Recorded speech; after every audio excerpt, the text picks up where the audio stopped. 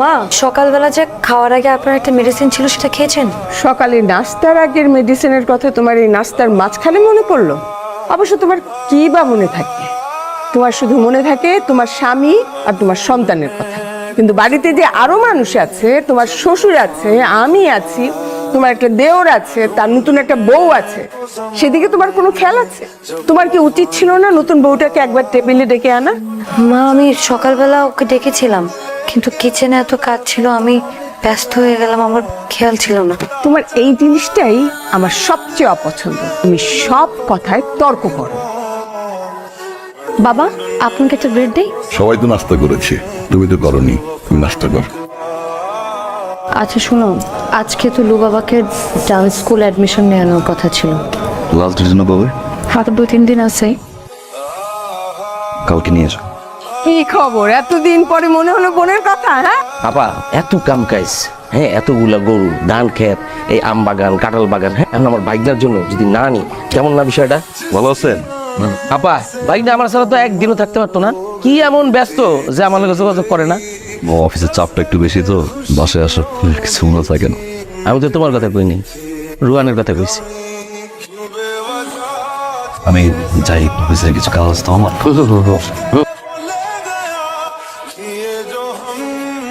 আসলে সব দোষ মায়ের। মা যদি ভাইয়ের সাথে এরকম মিসবিহেভ না করতো তাহলে কি অন্যরা সাহস পেতো?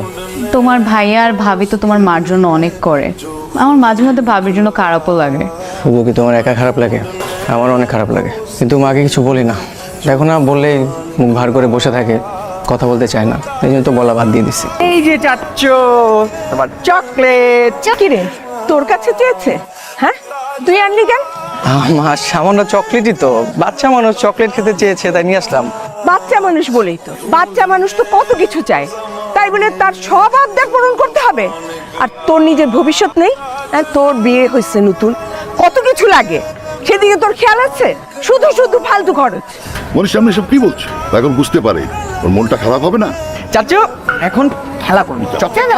রুমা, তোমাকে আমি বিয়ে করেছিলাম রুশানের মা পাওয়ার জন্য। সেটা তো তুমি হতে পারোই নি, তুমি কোনোদিন দাঁড়িয়ে হতে পারবে না। মা, এই যে ওষুধ তোমার এই মাসের, আর ও এই মাসের বাজারের টাকা। তোর নিজের জন্য রাখবি না?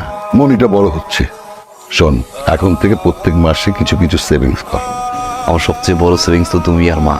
বাবা মা সুখে থাকবে, শান্তিতে থাকবে, ঘরের ভিতরে হাসি খুশি থাকবে, নামাজ পড়বে, দোয়া করবে, সুস্থ থাকবে। একটা সন্তানের জন্য এর চেয়ে বড় সেভিংস হয় না। আজকে যদি তোর মা বেঁচে থাকতো, আজকে খুব খুশি হতো রে। এটা কি বললো বাবা? আমার মা তো বেঁচে আছে, আর আমার নিয়ে অনেক খুশি। কি মা, খুশি না?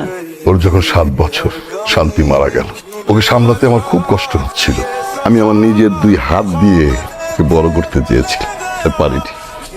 তুমি আমাকে খুব ভয় পাও, তাই না মা? ভয় পাওয়ার মতনই তো কাজ করেছি আমি।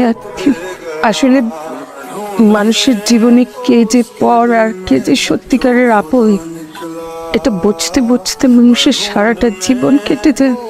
আর যখন বুঝতে পারি, তখন সেই ভুল শুধরাবার কোনো সুযোগ থাকে না।